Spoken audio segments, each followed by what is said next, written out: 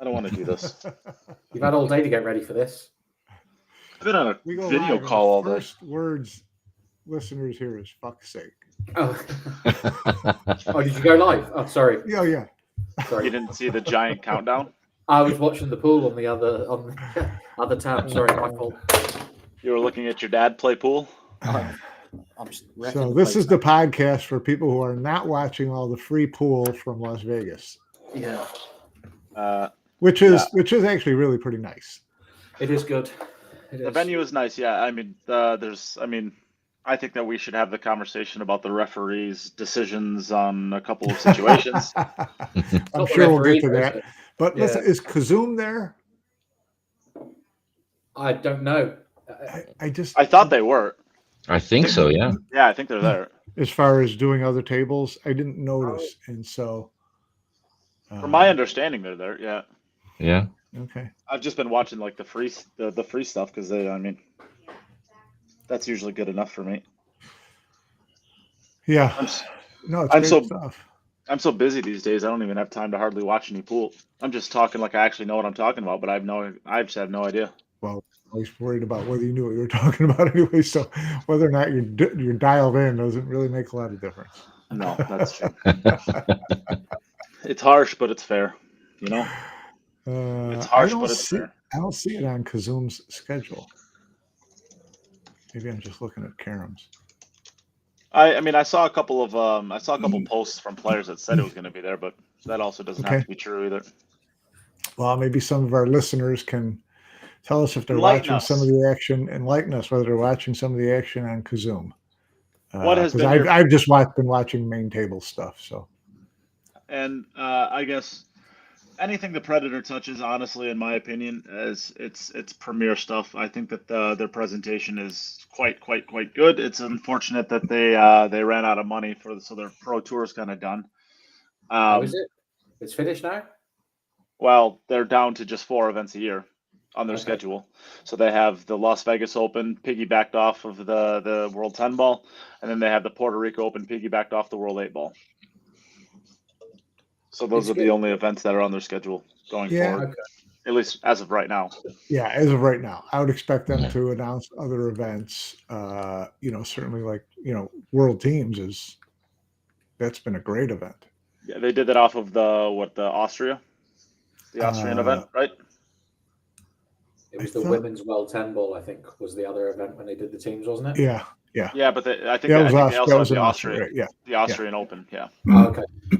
So I mean, obviously that was an awesome event. It would be nice to see that again. It would be nice to see more of the top players actually commit to it. I mean, not that there aren't good players that are playing in it, but there's definitely teams that are left on the table that could be out there. I mean, we know that what team UK they ended up having to beg basically players to play it. right. And there's a couple of other. I guess there was a couple of other teams out there. It's cool in the sense of like the World Cup of pool that they mostly have top players. It's kind of cool that the world teams gives you an opportunity to represent with maybe not the household names that you always see, which was kind of fun. Yeah, with the U.S. last year it was April Larson, which was kind of fun. Yeah. Although this year I would suspect they would use Allison Fisher, but that would just be a guess. We'll see how April's playing by then, but Yeah, right. yeah, I mean now that Jennifer Beretta basically is completely off the tour, which is kind of a bummer, but Yeah. she's always fun to watch play. I don't know. Hopefully, the more events that are out there, the better. And Bob, as Bob would say, the WPA needs as much help as they can get to fill out that calendar, right, Bob? True story. True story. Well, I mean, we were hearing inklings, little whispers of a possible detente, on the March 1st ban. That seems to have frittered away. So March 1st is once again looking like an interesting date in terms of, drawing that line in the sand. And WPA just kind of, making its way forward on its own. Bob, what do you think on that as a head of a federation? I think it's not actually the cutoff date. I think May 7th is. Well, May 7th would be the first Matchroom event. Is Yeah. that what you're basing? So yeah, that's what I'm basing Well, it's myself the on. first Matchroom Open event, right? Because the PLP. Right. PLP will be before that. World Pool Masters will be before that. So you'll have a lot of players involved in the PLP and the World Pool Masters that would be before May. And then normally the World Cup Yeah. of Pool is right around then too, right? It had Before May, I believe. Isn't it just before May? Is it last year though? I think it was later, but I could be wrong. Yeah, It But could have been right either after. way, there'll Could have been right be certainly events. A number of players, and certainly a good chunk of the very top players who will be playing in March and April. Yeah. So we'll see, how that affects things going forward. I'm interested to get out. I'm going out to Vegas next week. Be interested to talk to Karim and Philippe at Predator, and to talk to, Ishan from WPA, and just see, because I'm assuming that Predator had a hand in the WPA trying to look for a way out before March 1st, because Predator is putting a lot of money into things like the World Championship, World 8-Ball Championship, which could, end up being a really weak field. So, I think the promoters like a Joy and a Predator have to be putting some pressure on the WPA to come to some kind of agreement, or to just tuck their tail between their legs and call it I still quits. believe in a positive outcome, though. I as of What would you now, consider a positive outcome, Bob? well, officially, we've had a communication as members that everything as it stands is still in effect. Right. Than the dates. So that official communication has been sent. What would I consider a positive outcome? That players are not restricted to choose one or the other in any way, shape, or form. I think that is the whole crux where this is based on. How they detail it behind the scenes, I really don't care. How Quote does unquote. WPA do that without just saying, never mind, we're not going to enforce a ban? Haha, just kidding. Because at this point, it doesn't look like there's April Fools.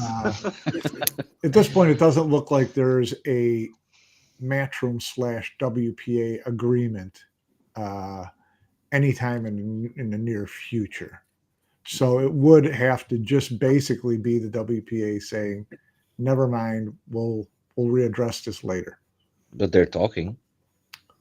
Yeah, they are talking, but if you were Matchroom at this stage, what would be the benefit to you? yeah, where's the value? There's pretty much none. It'll just be restrictive and a pain in the ass, and yeah. I mean, I'm looking at the Matchroom stuff, and if you look at the top players that have signed, I mean, there's a few holes here and there, but I mean, for the most part, they have, what would you say, 80 to 85% of the top 40 players on the WPA ranking list, give or take, somewhere between it. The only thing I would say is Alpha Tonic is a great male supplement.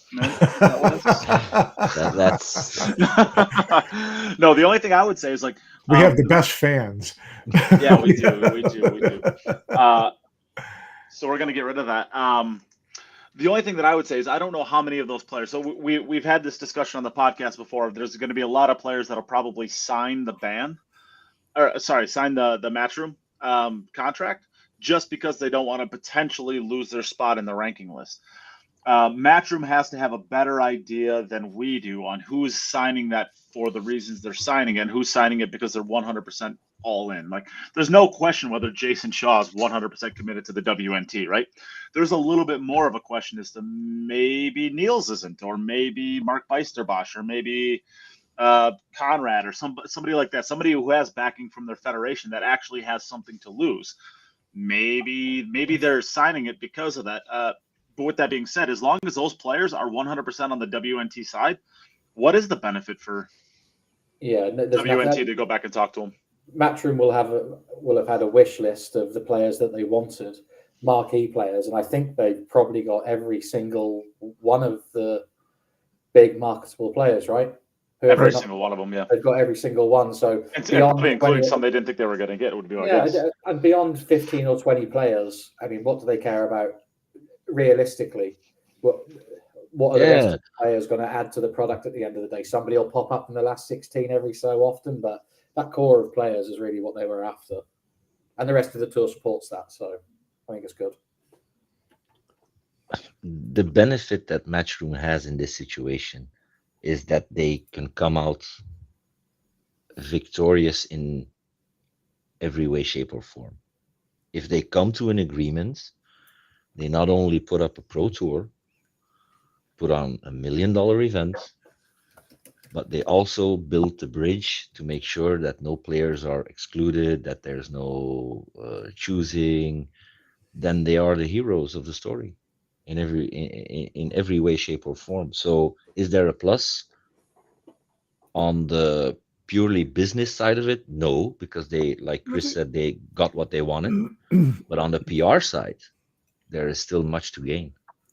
I think that there's a plus on the business side of it. If you get, if all of a sudden the China Open and all of a sudden the Qatar Open and a couple other events like this come in as WNT events, that bolsters, opportunity for the players, bolsters the tour. So I think there's some opportunity there. And there's always going to be the benefit of having national federations have something big to direct their players to, right? So there's some value there. There's still some value to building an infrastructure in various countries and supporting players to get better and get into these big things. But I guess my concern is that Matchroom knows that it's in the leverage position and it knows it can get positive PR out of this. And so what you do if I'm them is, it's not a wish list that you send to WPA, it's a demand list. And you say, okay, if you guys do all this, we'll agree to put the WPA stamp on our events and let everybody play in every event. But that list could be could have a number of deal breakers in it for the WPA in terms of its, I use the term loosely, but intellectual properties. It's valuable properties, which are world championships, which are, things like calling the World 9-Ball Tour the official 9-ball tour of the WPA, things like this. So, we don't know what that back and forth was in terms of legal document, what the WPA would be asked to agree on, things like that. But I would imagine it's, like most Matchroom contracts, it's pretty one-sided. So that to me is where the stumbling block is going to continue to be. And then it's a matter of whether the WPA has, what kind of stones it has for sticking with what it's doing, or whether it just wants to grovel and take what it's given, But grovel is the wrong word, I think. I just like the word grovel, but is that even a real word? When you connect it to the WPA, maybe. No, I understand what you're saying, and I think all of that is valid. I still do think there is merit to both being into the same mission and hub. I agree. They're talking, and I'm speculating, obviously, because I have no insight on that. I think it will be something along the lines of what you said, like, yeah, okay, we want to talk. This is Matchroom then. We want to talk. This is what we want. Yeah. And then it's up to the WPA, indeed. I think they gambled and lost. I said it the first time. I think they put their chips in a bad spot, and they expected to draw out it, using a poker term, and they didn't. And now it's up to them. But I still cannot believe, and we'll see. But I still cannot believe that at the end of the day, before the effective first ban date, quote unquote, what is it, Mike? You said it, the PLP, I guess. Well, officially March 1st, but yeah. Well, officially, but technically, we discussed it the previous time. Technically, as long as you don't enter a Matchroom tournament, right. But before the first matchroom ball is really struck during the ban, I still believe that they will find a way out. So do you? Well, it's going Just to have out to of happen in a curiosity. hurry. Just out of curiosity, Mike, do you think, or Mike or Bob, I don't care. Do you think that there were any players that were invited to the PLP that potentially declined an invite just because they wanted to give a little bit more time for them to work it out? It's a good question. I have no idea. I have no idea whether anybody was invited and said no. I think so. Just gut feeling that there will be some players that will have said maybe potentially that's not really an event that I really want to play, and that gives me an out to lose the 6 month. I think it's 6 months ban that you have, and then after 6 months you pay a fine and you can come back, or what is it? I think so, but I have no information. Well, we also know too, though, if you're a player, especially a player who doesn't get into every Matchroom event, and you get invited to something like the PLP, it's not in your best long-term interest to say no thanks. You won't get a second invite. Yeah, you're not going to get a second chance to make a first impression in those events. So for those invitational types, for the PLP, for the World Pool Masters, for the World Cup of Pool, you say no to one, that's a really bad signal. So you're right. There could be a player who said, I really need to wait. If I had to think of someone, it might have been someone like a Niels who said, I can't play in one of your events until I get through the European Championships and try to get my annual stipend from the Dutch government into play. After that date, then I can play and everything, but I can't play. Something like that would be a little more understandable because it's very cut and dry what he needs to do. But for other players to just do it, on a wing and a prayer, that would be kind of suicidal to me. So, how much of it is it a nail to the WPA then that Niels is one of those people that you would think could do something like that and accepted this? And then do you think it's possible that he got one of the invites, one of the wild card picks just because Matchroom wanted to make a statement like that? One of the wild card picks for. So if they pick Niels, so like we're having this discussion where there's a hypothetical where Niels may not even sign to begin with, and the fact that he did, but still has this option of not playing until the European Championships. Do you think Matchroom would offer him an invite just to basically say, yeah, we know what that talk is. We're going to offer it to somebody who wants to take it, and look at him. He's going to take it immediately. He's going to go the first one out there to get banned from the WPA, and he's going to take the first opportunity he gets. Do you think that that's a stab against the WPA in any sort of way? I'm not sure. I'm not sure how to figure that one. I think Matchroom, in a way, might have rewarded him. It was surprising to see him in there, I thought, rather than some of the other people that could have been picked. So yeah, no, he was definitely the surprise pick.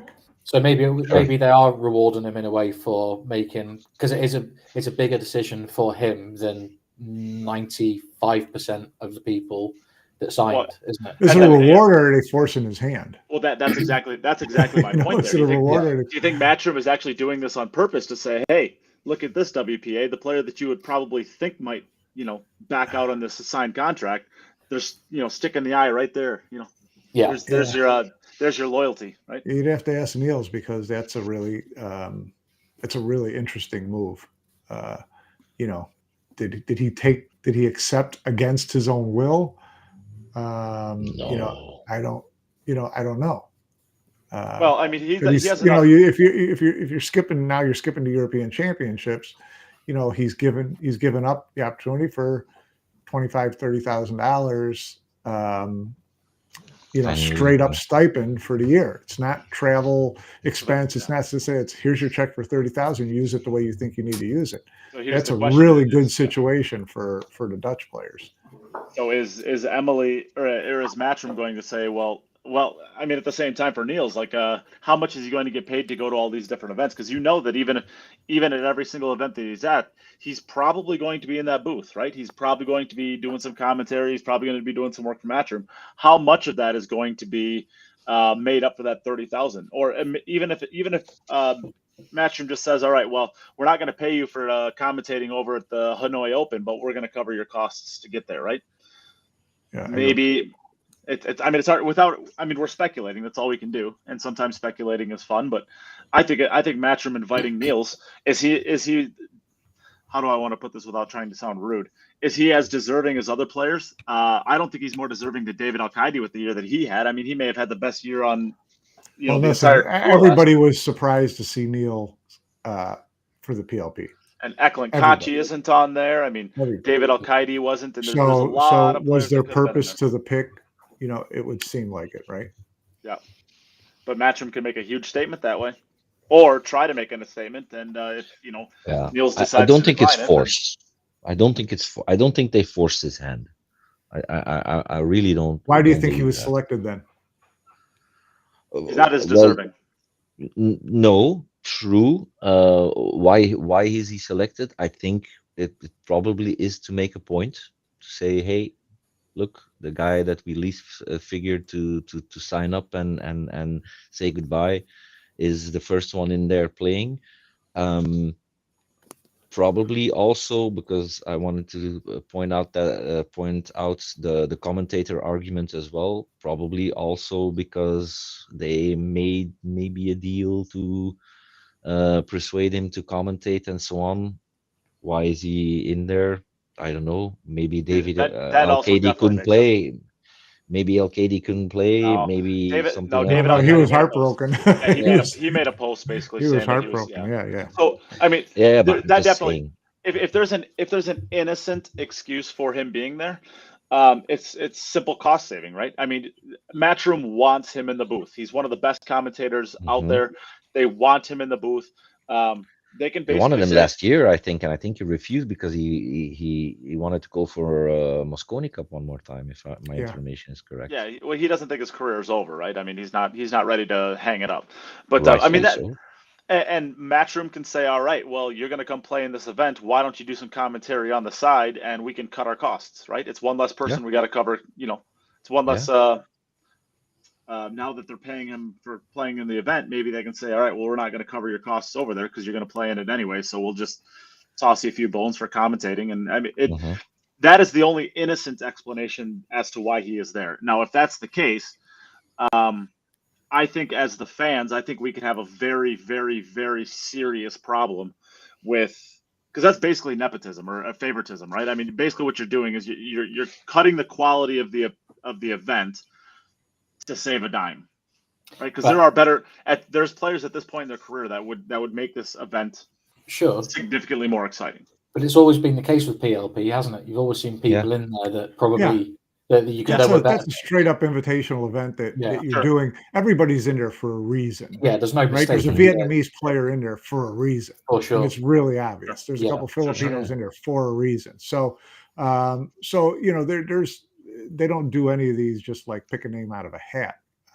So there's reason for each one of them. That makes sense. That's the advantage and the leeway you get with having your own invitational event. I mean, it's privilege.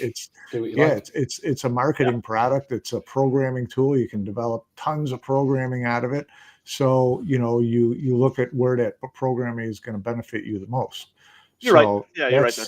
That's no big deal there. But with that being said, I think it's because they wanted to stick an eye into the WPA by inviting Niels. The commentary part of it is a bonus, but I think that's it. Maybe so. It's, to be honest, I mean, whatever you want to say about it, it's kind of a genius move, isn't it? I mean, Mike, what do you think of the actual move itself? If you're Niels, I thought it was very. Well, I'm just talking about from the Matchroom perspective of it. Well, even for Matchroom, I think it was a good move by Niels to say, yeah, I want to sign. Do you guys mind if I sit this out until April so I can get my European Championship money, my federation money for the rest of the year, and then I'm in all your events? Why wouldn't they have just said, yeah, sure, go ahead? Well, I mean, talk about sticking it to the WPA. That's like, grabbing $30,000 on the way out the door. The most disingenuous move you can make. Yeah, why wouldn't that have been good enough? guarantee know that the federation would be like, all right, we know you're going to go to Matchroom and we know you're about to take this money and leave and go to Matchroom. If we're going to pay you this money for the next year, then you have to play in events for the next year. I mean, that's a possibility. They've already got it written down where, listen, if you're in the national, in the European Championship and you're part of the Dutch Federation and you win a medal, you get this money, period. There's no contract. The money doesn't even come from the Dutch Federation, correct, Bob? It comes from the Dutch government. So from the Dutch government. Yeah. So there was no issue with him, with them putting any kind of gun to his head for that money. Well, but, I guess the Euros were moved. They're into July now. So that's also a big difference. Oh, did they move the European Championships into July? Yes, 15 to 6. Then it was an easy decision for Niels. Okay, I apologize. I didn't know that. I kept thinking that it was still going to be in April. It's in Slovenia because they had a venue issue, and the new date for the European Championships is in July. Okay, well then it's a no-brainer for Niels at that point. Get the PLP thing and say, see you later. I'm not skipping all the Matchroom events until July to get my 30,000. No, especially since he's got a real. That makes a lot more sense to me now. I appreciate that. I just apologize for not being up to snuff on that one. No problem. Well, I wasn't able so far my added value. Thank you, guys. No, Bob. Yeah, that's right. That's a mic drop moment there, Bob. You may as well just check out at this point. Bob's work is done for the podcast, so we'll just go there. He's done for the podcast. Let's go with us three now. His work is done. Just kidding, Bob. No, I think. Well, let's focus in, I guess, on the Las Vegas Open now. One of the last. Well, actually, I had a question that. Do you think that? So we had this discussion earlier about the Predator. That's probably will add another women's 10 ball and the women's World 10 ball and then the World teams.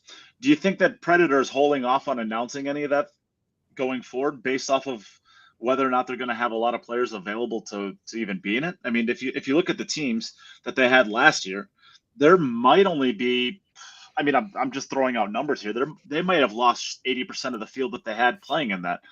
Do they still think it's of value to hold an event like that if they don't have star power to market it? Yeah, I think it's a good. It's very probable.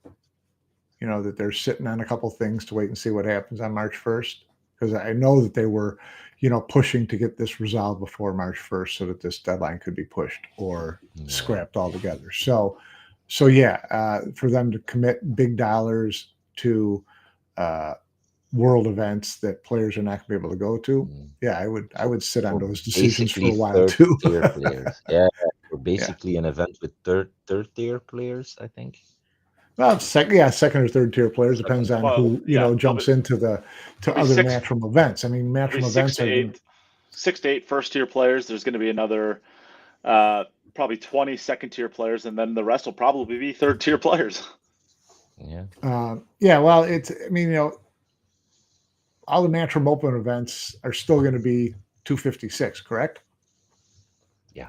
So there's going to be a lot of players who we don't know about in that 128.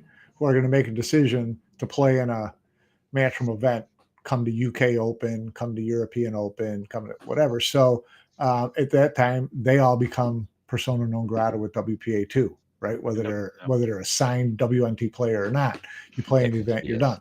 So yeah, I mean, you could end up with third tier for sure, because a lot of these second tier players could say, I'm going to take a stab at the Euro Championship, I'm going to take a stab at the UK Open. And see how the chips fall. My understanding too going forward of the 256 is, and I don't know how this works out if you're going to have a bunch of players that are basically have to risk their eligibility. And actually, I mean, I guess let's talk about that in a second. But to my understanding, there's going to be a huge chunk of the 128 is going to be seeded. The last 128, I'm sure there's going to be plenty of wild cards in there, but there's going to be a lot of qualifying. You can't, from my understanding, you're not just going to be able to sign up for a lot of these events going forward. You're actually going to have to qualify your way into them. So if that's the case, in theory, that's the plan. We'll see after a couple open events. And how And then difficult. In Belgium, we're going to have a qualifier for the UK Open. Very nice. The UK is going to have there's going to be I And know so- that there's going to be a couple of UK Open ones for that Onboard is hosting as well, potentially. Yeah. So But, but you're still talking about filling 128 places. They're not going to be 128 qualifiers. Yeah, Will no, your but- No, no, qualifier qualify how many people? When the field is 64, we qualify 8. You qualify 8. So Yeah. the top 8 will advance to the UK Open. To the UK. Will you Yeah. play it through to a champion? And is there, because there'll be different prize money, or do they all get any of their costs defrayed for going over No, there? Or? That's probably the first when I officially announced it, because I just received the contracts this week. So I still have to go through them for a legal standpoint. But no, because we're a small federation, and we have to keep a tight budget. So travel is on the players. Stay is on the players.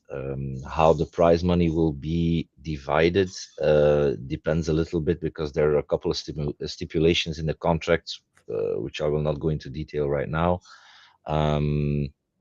that have effect on the prize pool as is. Okay. So the first 8 qualify, and do we play to a champion, and has that maybe a small financial reward, and how they use that, Right. I don't know, probably. Okay. We will play through a champion, but but we can also have a qualifier with less people, and then we only have 4 or 3 or 2. So right. Depending on the have a size of the field. Yeah. depending size of the field. Yeah. It's a maximum of 8. But for example, if we can fill up, let's say, a 128 field, then it's more beneficial to have 2 64s, because then you of have course. 16, Yeah, two then you different have 16 tournaments. tickets, Two different tournaments, and You have if you have them a couple of days apart, the people who finished 7th through 64th in the first one play in the second one and get another stab at it. Yeah, that makes sense. So because you can only have up to 8 in one tournament. Yeah, that makes sense.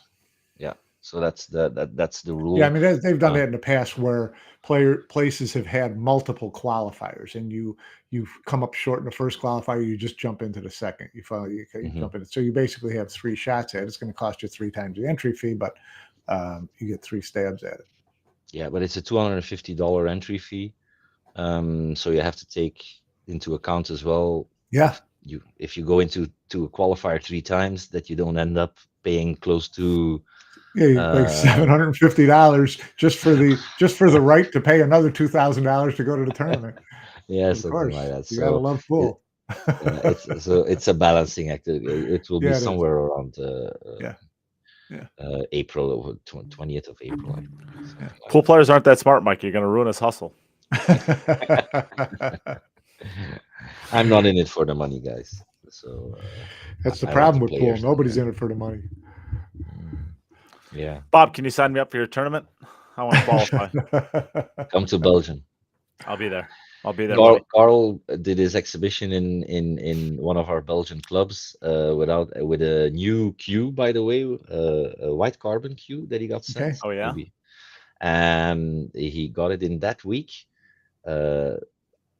Played for it for 3 hours and immediately got to the final in a tournament in Belgium. So wow.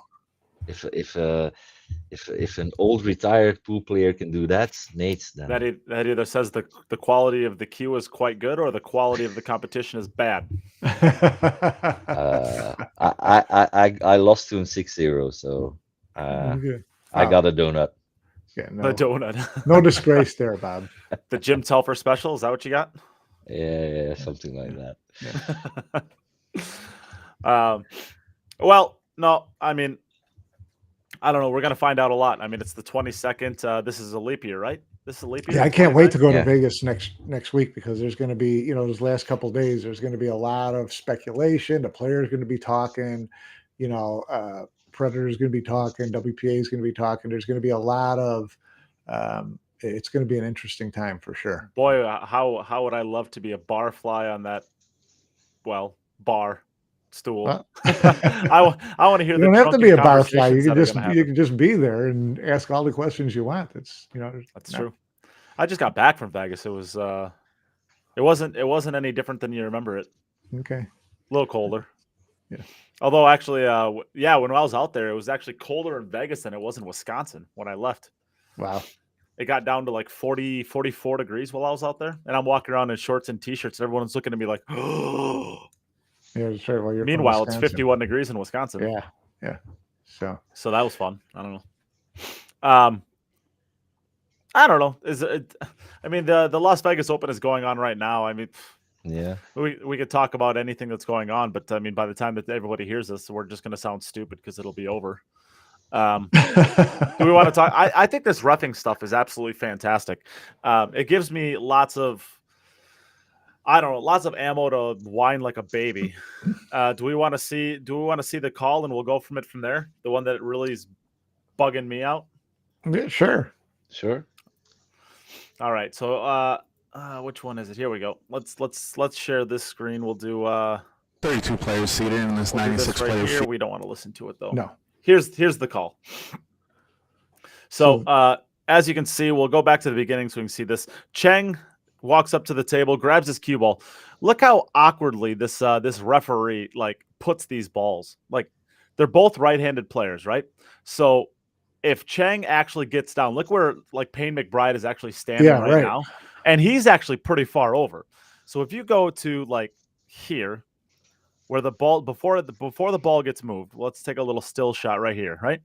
Oh, we moved it. Dang it. Well, but So go ahead. if we can see where Payne right there. So Payne is right there standing there. Once Cheng actually goes over and gets into his stance, he's literally going to be like touching butts. They're gonna be touching butts on this. There's no freaking way that Cheng can get into his stance there with Payne McBride. So naturally, Cheng just grabs the cue ball, moves it over just a little bit so that he gives himself enough room to where he can actually get into his stance without running into Payne. And maybe does it show him actually get down into the stance? No, it doesn't. No, but he you can see comes there right away. with him moving over. If he just moves over, how far did he move the cue ball? Here's the cue ball. I mean, here's the question: what is the exact language of the foul? The language is the referee has to place the ball. Nothing really states anything after that. Okay, is that the case in all events? I mean, it kind of depends on the in rules you're playing by, I events, guess, right? in matchroom events, don't the players, put the ball on the line themselves for this? I believe leg? so. Yeah, Okay. I believe so. Is there a particular reason that a player shouldn't be able to move the ball left or right to make his leg? The only advantage that you would gain from it is being able to actually stand in your shot. I mean, the disadvantage is having to like have a stance that isn't actually natural, right? I mean, if Cheng was to go down the first time, he might end up running into Payne, and he's not trying to be like right on top of him, right? So the only advantage is to be able to stand in your own stance. And that's not really an advantage at that point. That's more of a disadvantage, right? To have to, because whoever then is going to be on the right side of it is going to be the advantaged player because they're going to have all the room in the world. And the other player has to compact their swing up to where they can actually swing the cue. The most disappointing thing is that we're having this discussion. It's so stupid. I just find it it's fascinating. It's beyond asinine. It's stupid. And it's kind of one stupid. of these, a referee trying too hard to show that he knows these rules and that everybody's got to stick by them or they get sent home and have to sit in a corner. There's a point at which it becomes counterproductive. This is certainly one of them. And, poor Chang, he's got to, he's got to know at this point, when the ball's on the table, don't get anywhere near it. Yeah, right. I mean, actually, even more detailed. Never touch the ball with your cue again, because the first time he fouled because he touched it with his tip. Yeah, we touched it with his tip, and so I thought that's what they were calling here too. And I saw he moved it with his ferrule, which everybody does with ball in hand. They always move it 2 inches to the left, 2 inches to the right with their ferrule. But I wasn't aware that until that wherever the referee places the ball is where you have to shoot it from. So then it becomes, you better make sure that everyone, that every referee puts it in a place that's not going to disturb a player. If I can intervene, Yep. I just got a message from our Belgian international referee that the rule was clearly stated at the players' meeting, but Chang didn't attend, that the ref places the balls and they play from that place. If it's not possible to stand, that the player must say it to the referee, Ask so the he referee can to move the ball. ask the referee to move the ball. Okay. All right. So he clearly committed a foul. Sure. My question according to the rule. My question is, how necessary is the exactness of that rule?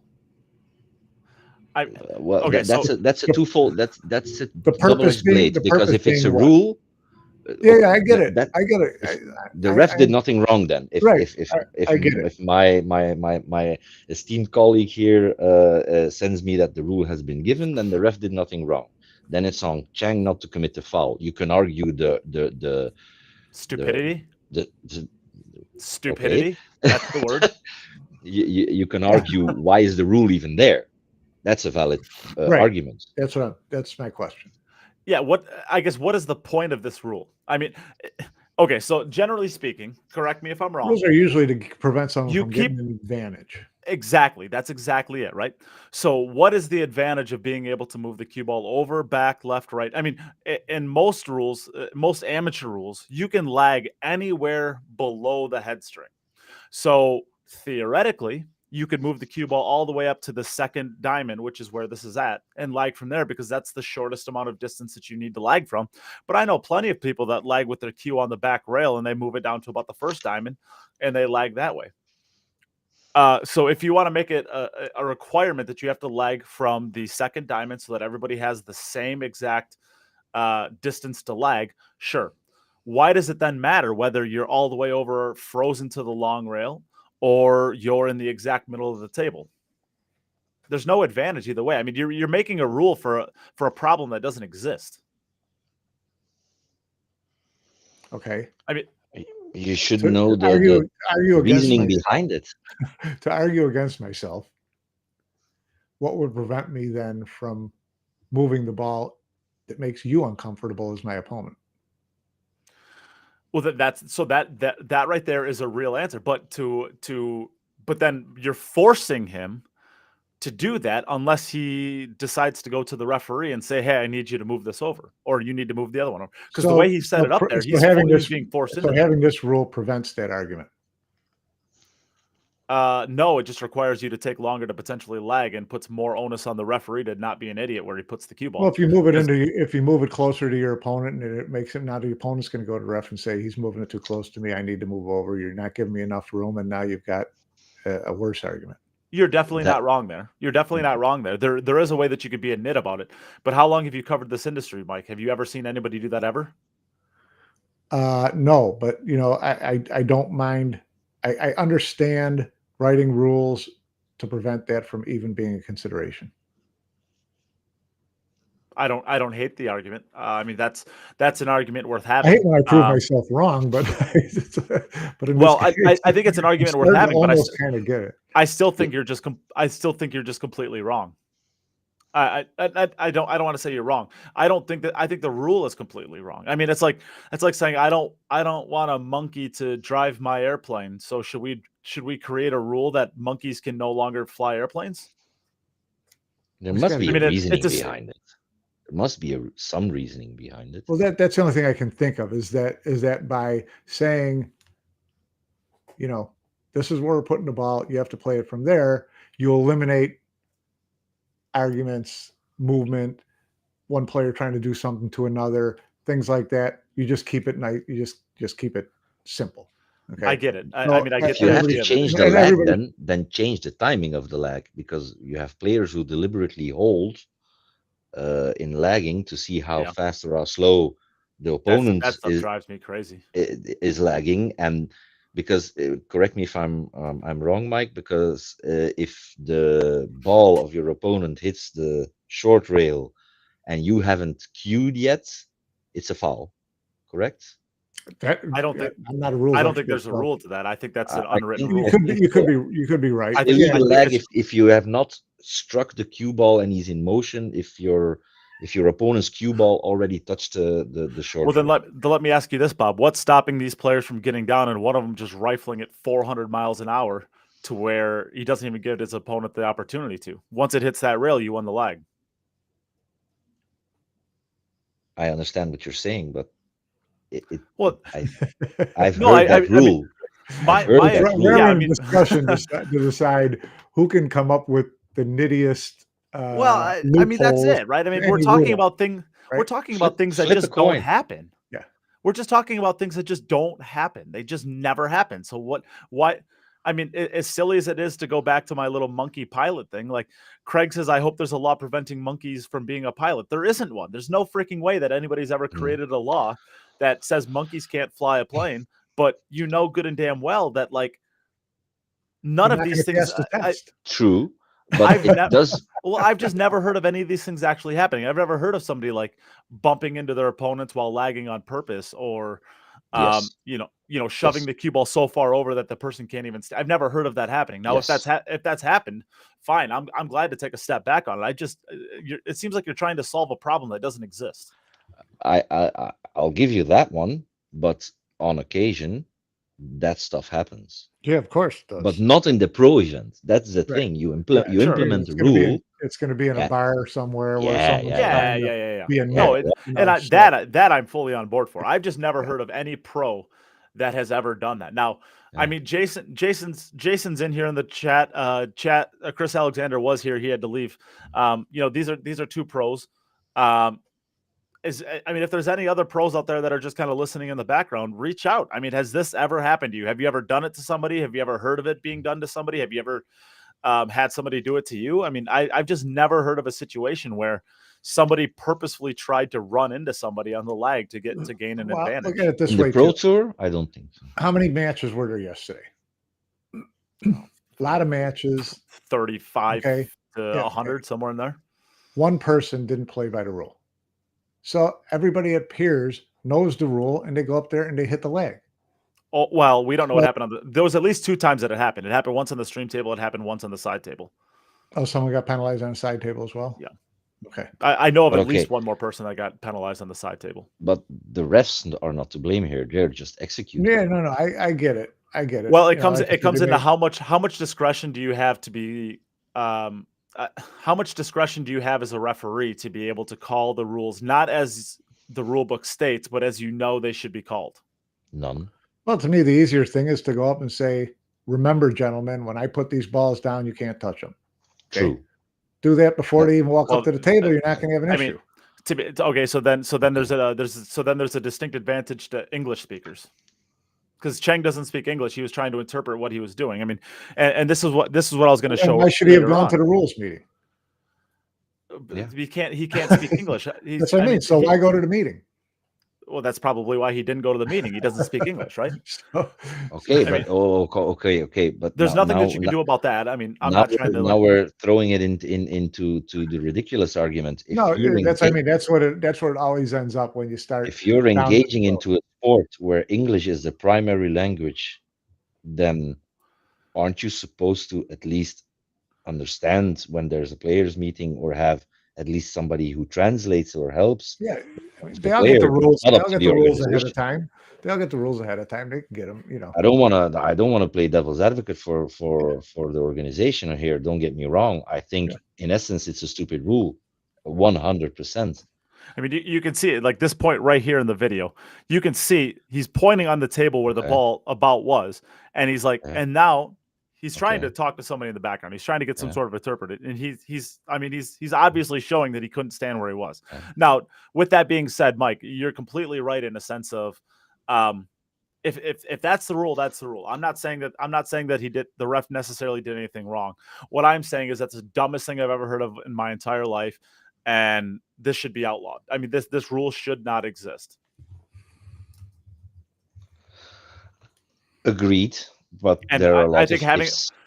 having these conversations is what changes the things. I'm a firm advocate of that. I think that sports shows, especially First Take, pardon the interruption, stuff like that, those are more influential on getting rules changed in the NFL and NBA than the NBA and the NFL and themselves. I mean, I think that the people who have the discussions on things that are just absolutely stupid has more of an impact than what any of these organizations are going to do on their own. Yeah. What were the last 3 events of Predator? The last 3 events would be the World 8 in sequential order. Including this event, one. the World 8 Ball, and then the Puerto Rico Open in sequential order. Was they've it got- in that? they've Was got it in more that of a event tier. as well? That rule? Sorry, Mike, what'd you say? No, I'm sorry, Bob. What did you ask about the rules? Was in those events, was that rule also implemented? Apparently, because someone mentioned it last year, Wu, Yeah. when Wu got called for the same foul. Okay. Wu Cha-Ching So or Wu Kun something Lin? that's new as far as Predator events go. Okay, As so far Wu as Kun Lin. Predator, yeah, but okay, we're talking Yeah. about the Predator event. So Yeah. if it's tournament number 3, that should know the rules. you should know the rules. Am I being silly now? I guess the rules are the rules. I guess I can't argue with that. I just think it's the stupidest thing in the world, and there's no reason that this should be called. Sure. Okay. Demand change, Nate. Demand change. Why doesn't his adversary say, okay, relag? That's up to he can do it. Well, they never lagged to begin with. Okay, but he can do it. No, the referee could just say no. This is the rule. We're playing by the rules. It's very nice of you and gentlemanly and sportsmanlike to offer that, but we're not doing that. We're playing by the rules. Sure. Yeah. Are we done with rules? Let's be done with rules. Yeah. Probably. Let's be done with rules. I think I don't know. We're 51 minutes in. We haven't even gotten to the World 10 Ball Championship yet, Nate. Let's get there. Well, go on. What do you want to talk about, Mike? Well, I mean, I am not going to go defend the WPA,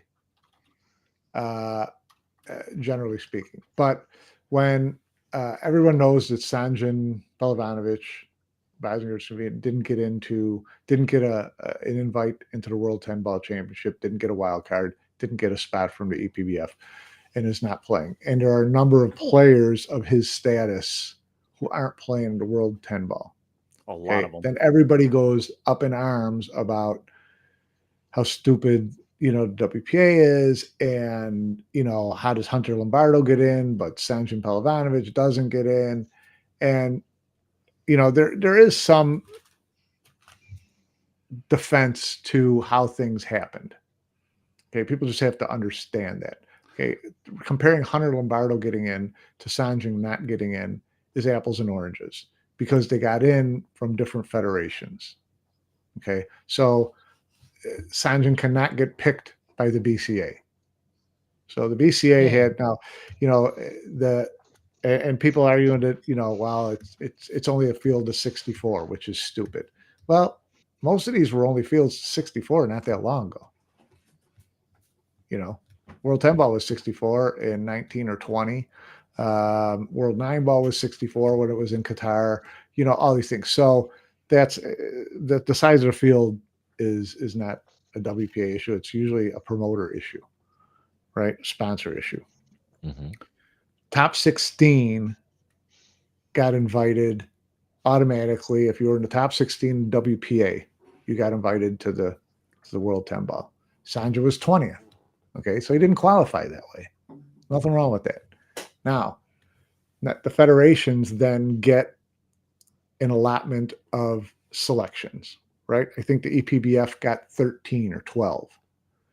BCA North America, whatever, Mexico, Canada gets 8. China gets 13.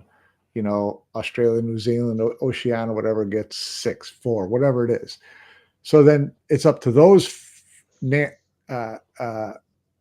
confederations, continental federations, to pick who gets to go, not the WPA. And then I'm sure that the sponsor gets X number of wild cards. So those were the opportunities for Sanjan to get picked. My biggest beef would be with the EPBF's rationale for not picking him, for not picking David Alcade with their allotment, and instead giving them to all their Euro Tour players, you know, who were ranked in the top part of the Euro Tour. I mean, you know, some of the names are like, I was writing them down: Dennis Laskowski, Roman Heibler, Yuma Dormer, Luca Men. Okay, so these are guys that we who watch these big international tournaments every, you know, couple of months when they're on, we have no idea Roman who these Hebler is players the are. only person I can even name. Roman Heibler, yeah, he's played in some events, right? He's been around a long time.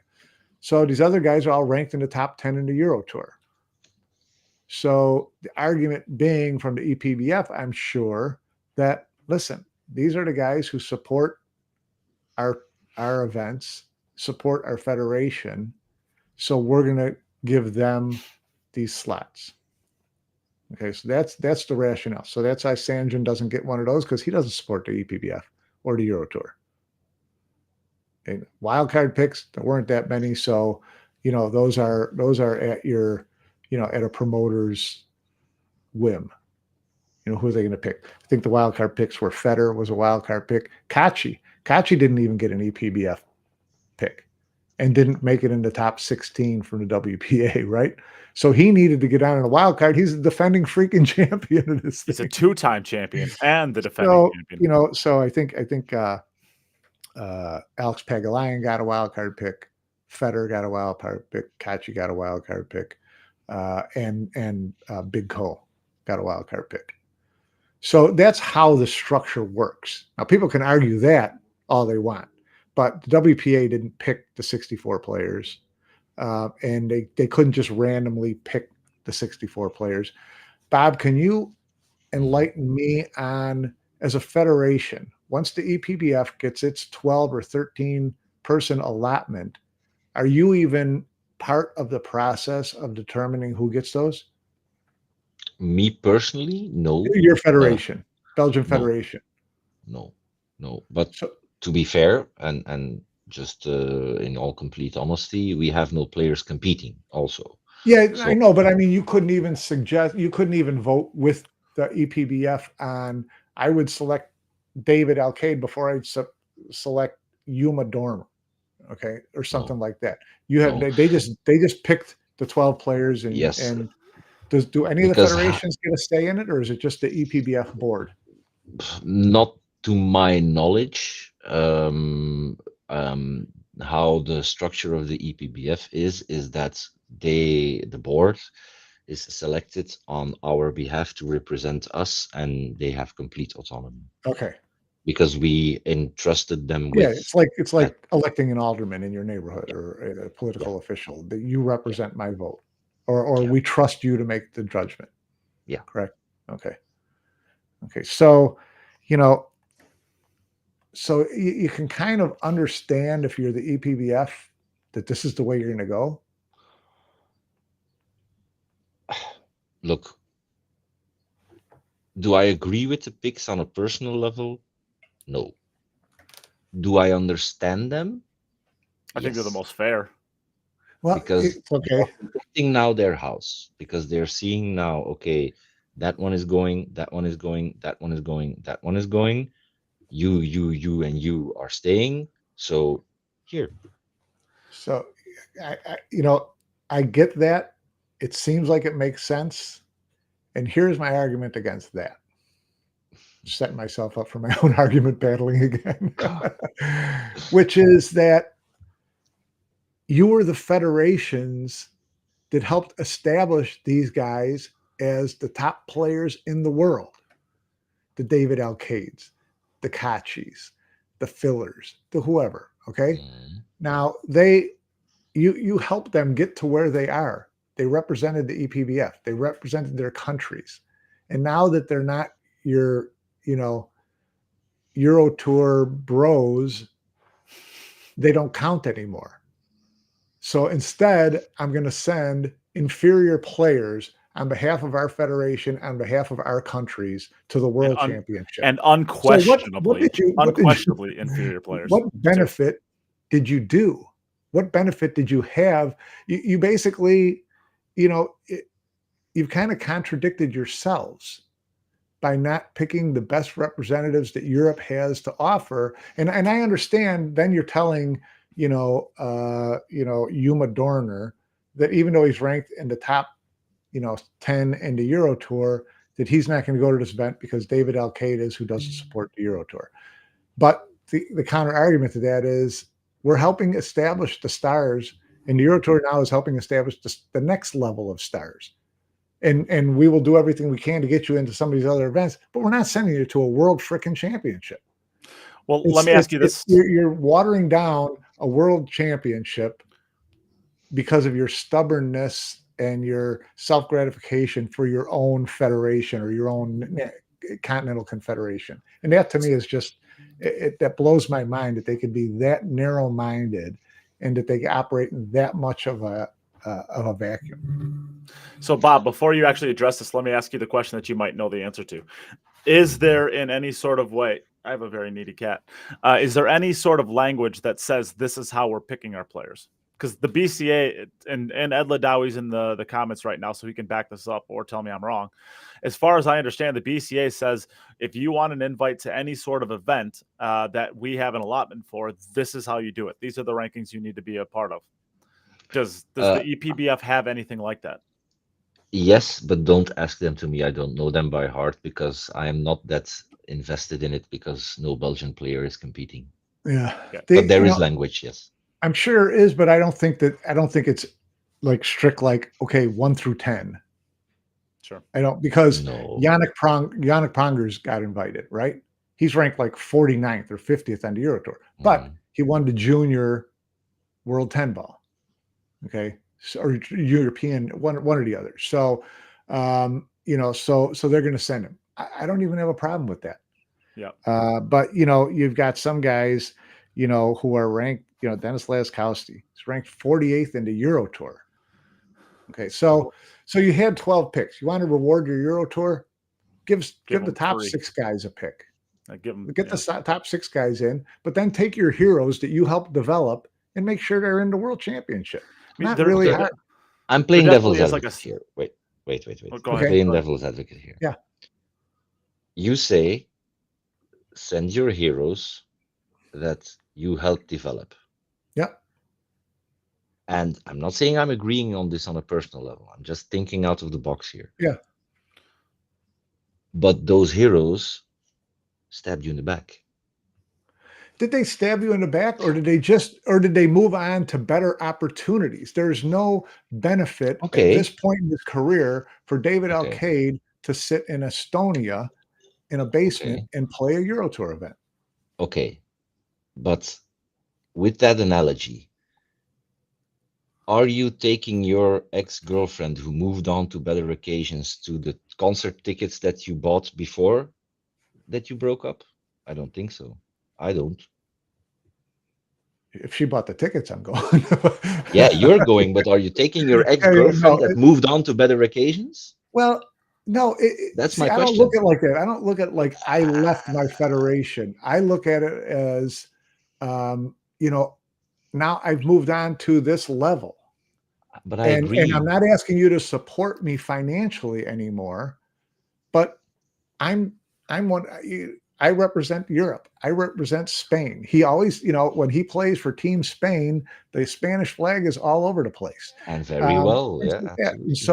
So they are, make them, make sure that they know that you help them get in there, and they're going to treat you well too. They're not going to stab you in the back. Just because they're not playing in Euro Tours doesn't mean they're stabbing you in the back.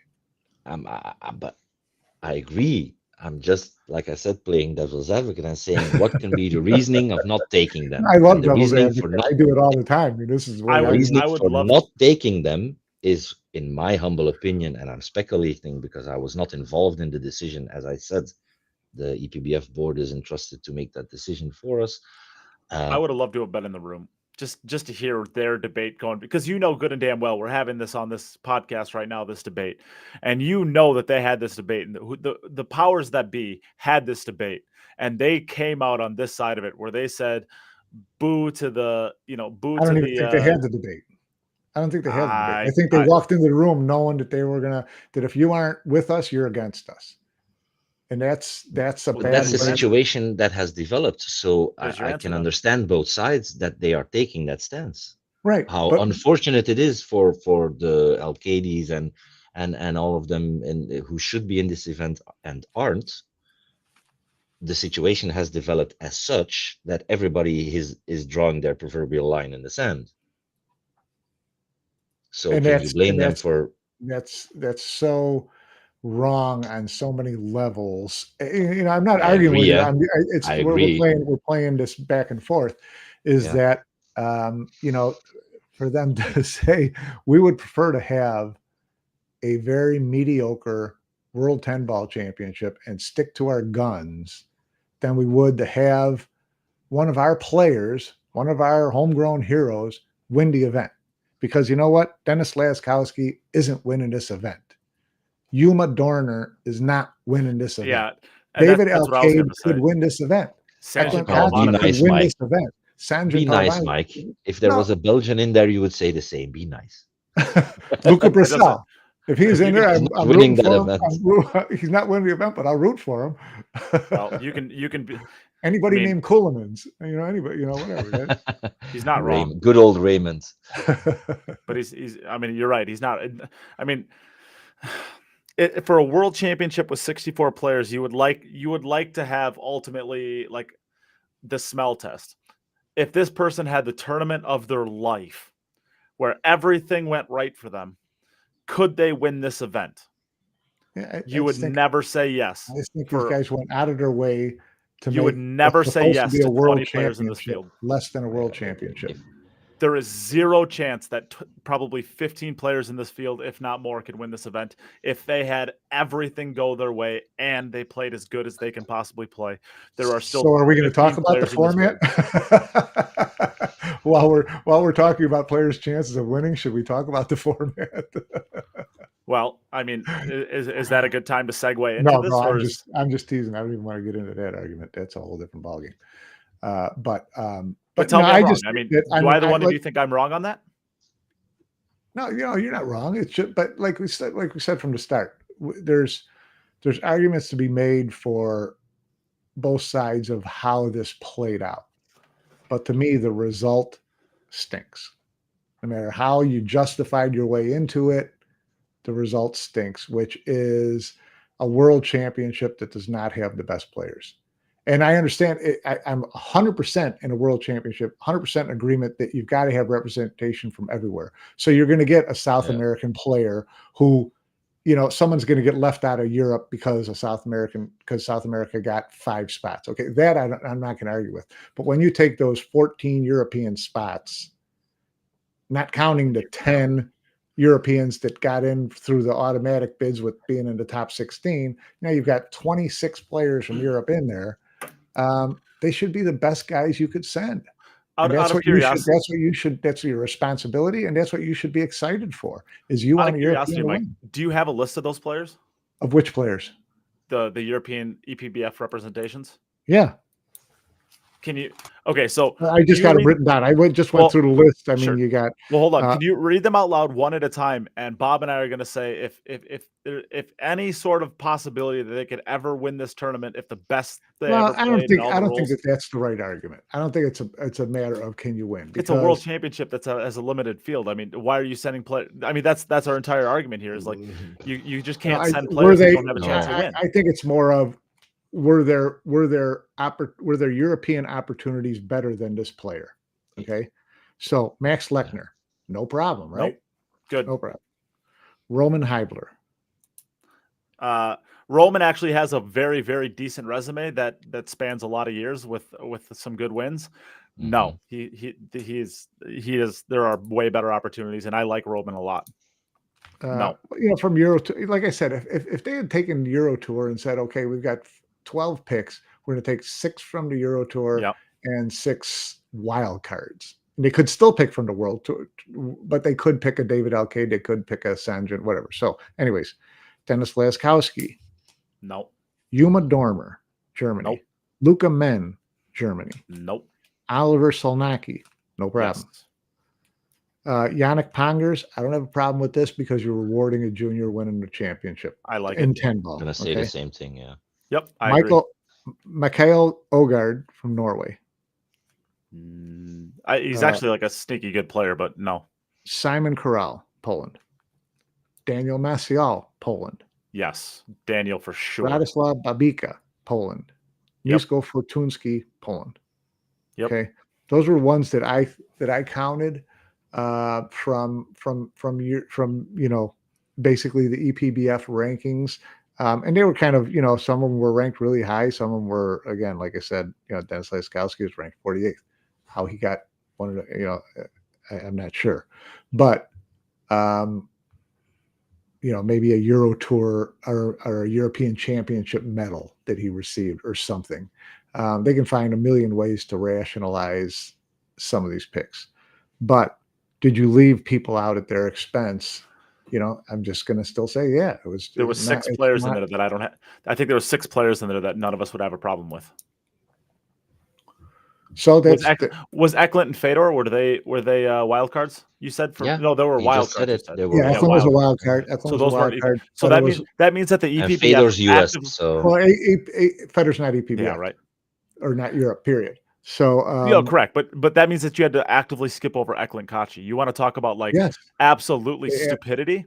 The defending champion, the EPBF is going to actively. Well, they may have also known that he was going to get a wild card no matter what. It doesn't matter. That's the question. Did he get a wild card? Wait. Did he get a wild card, or was he automatically in? He got a wild card. I'm not sure about that. Wasn't he automatically in by winning the last year? Anything that listed him as an automatic invite. Okay. Because then the automatic would have actually been 17. There's absolutely no reason. WPA and the defending champion, which it was not listed like that. It was not described like that. So I'm assuming that he got a wild card because he must have, because I think there were 4 wild cards and I named off who the 4 were. You cannot like just actively skip over a player and say, well, we know he's going to be covered later on, so we'll just let them deal with it, right? There's the fact that they didn't pick Eklund Kachi as one of the EPBFs as the defending champion and a 2-time champion in general is all I need to know about the EPBF. That right there is unforgivable.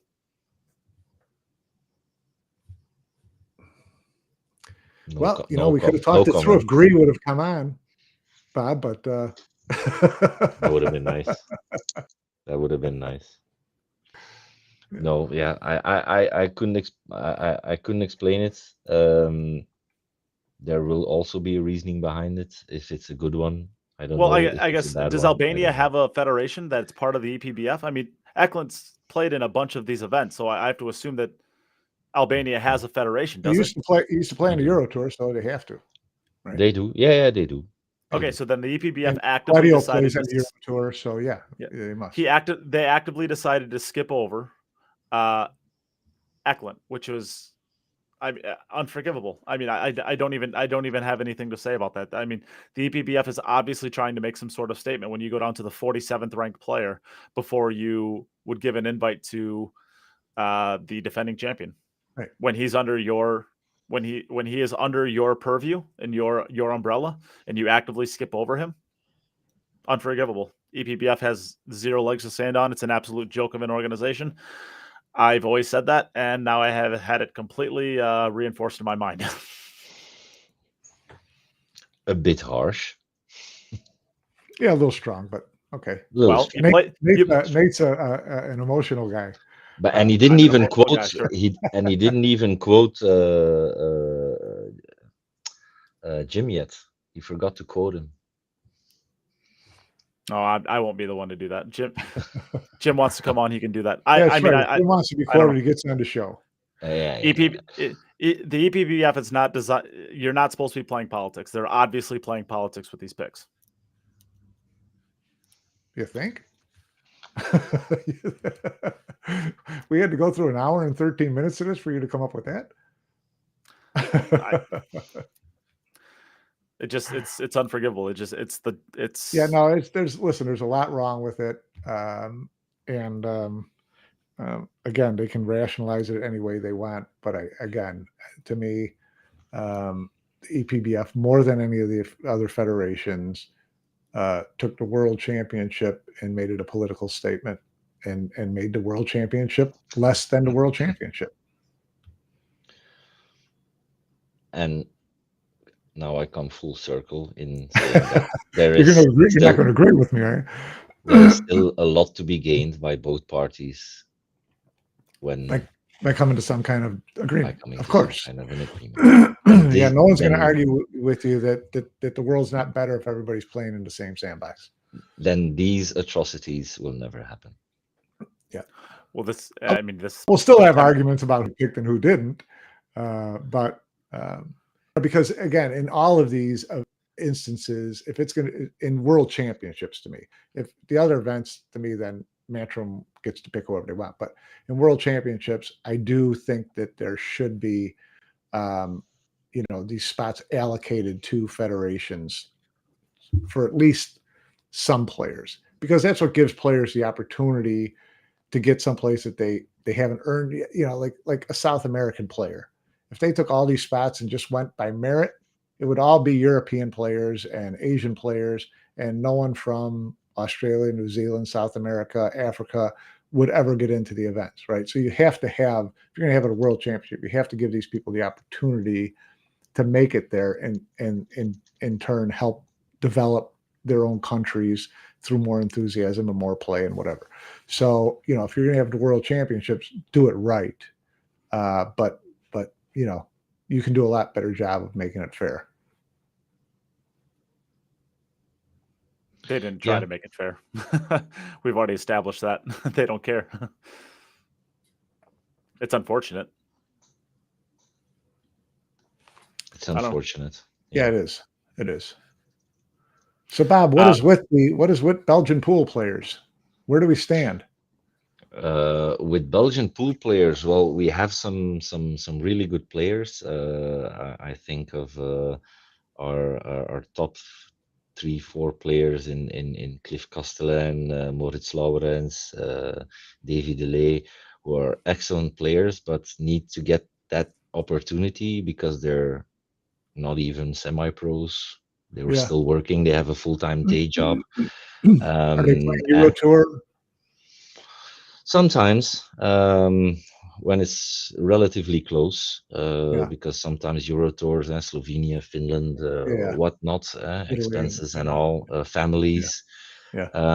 We have some really good players. One of our players now is going to try a year in the WPA circuits. Wow. To become pro. Cliff Castellan. So if anybody wants to sponsor, there you go. And he's a real good player. He's also the player that won the final against Carl Boys in the tournament by happenstance. So he's a real good player.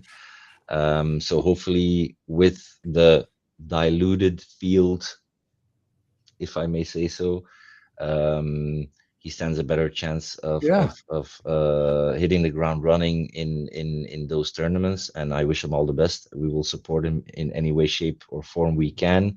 It will not be a lot, small federation, like I said. So hopefully he can bring something and put Belgium on the map in that way. So, Bob, if he does well and he becomes a top pro and he's playing in the WNT events, and he no longer chooses to play in the Euro Tour or the European Championships, will you still support him? Yes. Okay. So it's kind of like a microcosm. I will suspend them. Yeah, I have to. I will suspend him from local tournaments, from my local national tournament. Because he's too good, or because he's not paying his dues? Because he's in violation of our rule set. Which is what is your rules in terms of performance? Because if he is suspended by the WPA and I'm not saying he cannot enter my Belgian championships. He cannot play. Okay, right. Yeah, I get that part. But I will still support him because I don't support the argument between the two parties, WPA and Matchroom. I will still support him in any way, shape, or form, but I will have to adhere to the rule set that the EPBF Right. and WPA and so on has set forth. So that will be a duality that I will have to encounter when, but I'll cross that bridge when he gets there. And that's let's hope. without the ban, he Yeah. still would not be, you know, playing in your local events or national events on a regular basis. He would be allowed to, but he may choose not to. Oh But yeah. He will be allowed. Yeah. You wouldn't ostracize him for that. No. So, Absolutely not. Why would I? Yeah. Why would I? No, it's an absolute And so pleasure to have him. that's why I have, and so it's like I said, it's kind of a microcosm of the argument where I was trying to make before about helping develop this talent and then treating them like a redheaded stepchild because they don't come to your house for dinner every week like they used to, right? And so because in this argument with the EPBF, the ban isn't in place yet, so they still could have freely picked any player they wanted. Okay, they're not under WPA is not telling them they can't pick Eklund Kachi because he hasn't violated the rules yet. There's no March 1st deadline yet, right? I'm not saying that they did that based on that forthcoming No, right. But I'm ban. saying they had the opportunity. Yeah. They could have picked him. Okay. Whereas Technically, in the yes. future, if WPA had a ban, you wouldn't be able to pick your guy for rules. Yeah. But there's no rules in place right now. So these were decisions that were made. Correct. Okay. Okay, I have to assume that Max Lecter has signed with the WNT, right? Yes. Okay, so he's the only player that the EPBF picked then, unless I'm wrong, he's the only player that the EPBF picked that was part of the Misko WNT. signed, didn't he? Who? Misko signed with WNT, didn't he? Oh, Mieszko? Yeah, Mieszko for Yeah, he signed. So I think Daniel Maciel has, or no? No, he's not. He's not going to either. Okay. Oliver? He's signed, I think. Yeah, actually, I think he may have. So that's 3. Okay. So there's a few, but they're also still in the Euro Tour now and have enough points. They're high in the points, so they couldn't pass them over. That would have been even more egregious if they would have passed over someone just basically for having signed with WNT. You mean like they did with Eklund? No, Eklund doesn't support the Euro Tour. These guys do. These guys are in the top 10 ranking in the Euro Tour. Eklund's played enough that he can't be completely off the ranking list down to 47. I looked as far as I could look, and he was nowhere. He was nowhere. So he's not on there at all. Okay, no. All right. Well, that's same with okay. David. So there's he a won little a difference. bunch in the past. Yeah. So there's a little difference there between an Eklund and actually, I don't know that Eklund has won too many of them. I think he's only won like 2. So. Yeah, 2, but 2 more than I will ever win. Yeah. Well.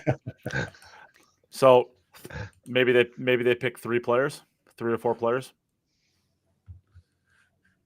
Yeah, and also that, and now I'm playing devil's advocate on the other side, and also that's a smart move because you counter then the argument, oh, you picked only based on the signing and not signing. No, we didn't, because this and this. Yeah. Good thinking. Well, if you're